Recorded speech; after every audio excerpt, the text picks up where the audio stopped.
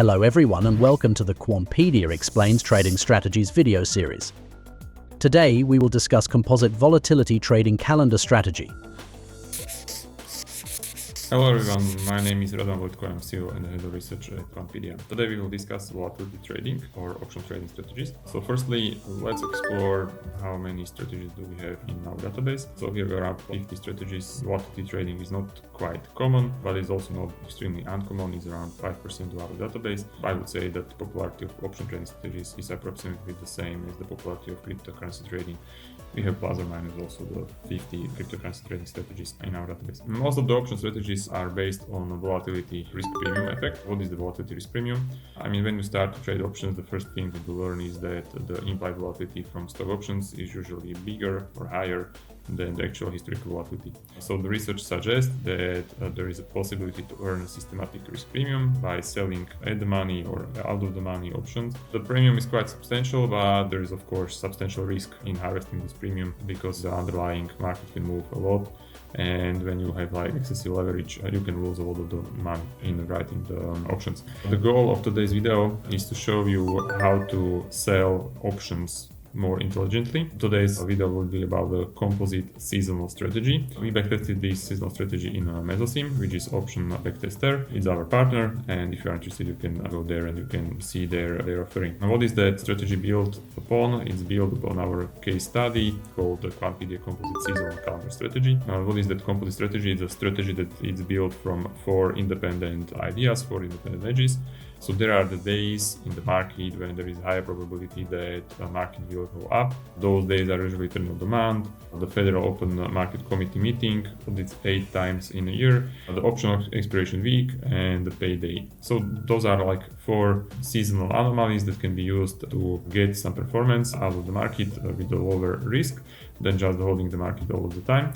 So we can combine them together and we can get interesting composite strategy that trades ETFs or underlying index or something like that, or futures. But we can use that underlying signals to build also the option trading strategy. And that's this article about. So this is how to build the option trading strategy. Firstly, we need to prepare some data. I mean, all of the steps and all of the data and all of the codes are part of the article. So if you are interested, just go to our page and you can find all of the codes and all of the links and all of the data. So firstly, we try to build the synthetic long using options. So I mean, the original paper and our backtest, we used SPI ETF. So in this article, we use SPI ETF. I mean, the Mesosim is only option only backtester. So we use synthetic long position on SPX to match the SPI based investment strategy. The synthetic long consists of simultaneously buying call option and selling put option at the money. And I mean, those 2 actions, they mean buying the SPI ETF. Here we have like a replication of our strategy. The blue line is the strategy itself, and the orange or yellow one is the benchmark. So we can see that we are outperforming the benchmark, so that's fine. How we can improve the strategy? So firstly, just instead of using the synthetic long, we can short put. So we can directly try to harness volatility risk premium or shift from synthetic long position to short put position. So there are some changes in the code, and here is the result. We can still see that the performance is not bad. I mean, if you take a look on the statistics, you will see that actually the Sharpe ratio of the strategy is higher than Sharpe ratio S500, but performance is lower. So we need to do something to increase the performance and to increase also the Sharpe ratio. So the first thing we can do when we are trading the options is to implement the stop loss. So we can do the short put and implement the stop loss. There are several different ways how to implement the stop loss when you are trading the options. So you can adjust position based on option moneyness. So for example, when the underlying price falls below the strike price, or based on position delta. So for example, if the delta exceeds 50 or some threshold, then we can compare the profit and loss against the credit received, and we can base our stop loss on other factors like implied volatility, other Greeks like theta, or market volatility indexes such as VIX or something like that. What we decided is to use the option moneyness. We decided to implement the option moneyness stop loss. Here is the backtest. I mean, the other value is to use the delta based. So I mean, usually data around 50 indicate that the option is somewhere close around at the money. To manage risk effectively and to exit position, we decided to exit the position when the delta becomes larger than 50.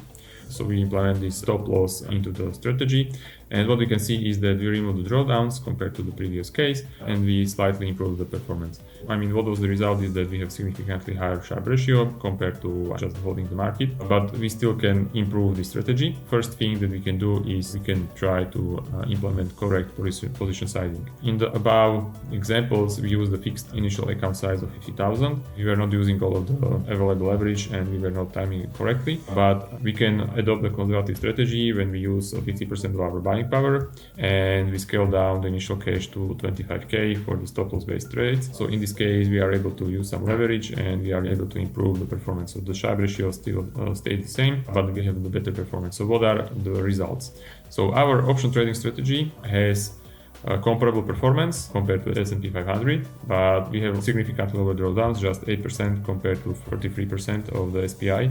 It's like 1/4 of the drawdown that you will get when you just hold the market and you have the same performance. So what does it mean is that we have, significantly better Sharpe ratio. So we have Sharpe ratio nearly 2 compared to the market 0.77. And what is most important is that the strategy is active and in the market only 40% of the time. So you are in the market just 40% of the time. You have the same performance as S&P 500, 1/4 of the drawdown of S&P 500, and 3 times better Sharpe ratio. So this is what you can achieve by having the good seasonal signals and using the options to trade and not just the underlying ETF. For the detailed performance and other insights, you can check the backtest run. We will also receive the code. I hope that you liked this quick article and quick video. I just gave you like introduction into how does the option trading look like, what is the performance you can get out of that, etc., etc. So if you are interested, you can subscribe to Quantpedia, you can subscribe to our channel. Feel free to visit the links which are in the article. Feel free to visit all of the links which are in the description of the video. And I hope that you will give me the like and also that you will subscribe to our YouTube channel. Thank you very much and have a nice day. Are you interested? Then pick another video to learn more, or subscribe to Quantpedia Pro and try how our analytics and reporting significantly save time spent on quantitative research.